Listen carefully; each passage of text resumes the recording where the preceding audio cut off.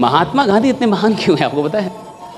क्योंकि वो देश की मिडिल क्लास को समझ पाए, वो देश की मिडिल क्लास की मेंटालिटी समझ पाए कि मिडिल क्लास क्या चाहती है। और ये देश इतने दिन तक गुलाम क्यों रहा पता है आपको? मिडिल क्लास,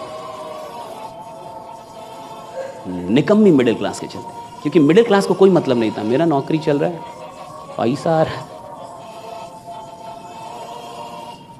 200 साल कोई देश गुलाम होता है साहब, 200 साल, कभी सोचिए ना, 200 साल कोई देश गुलाम होता है। अंग्रेज 200 साल हुकूमत करके गए हम, 200 साल कैसे हुकूमत कर लोगे? क्योंकि मिडिल क्लास बेहोश थी, क्योंकि मिडिल क्लास को कोई फर्क नहीं पड़ता था। और सबसे ज्यादा कौन होते हैं? 70-80% तो मिडिल क्लास ही रहते हैं किसी भी देश में, राइट? अब 70% वही है और उन्हीं का वोट नहीं मिलेगा, सरकार कहां से बनेगी? 50-50 तो चाहिए कम से कम।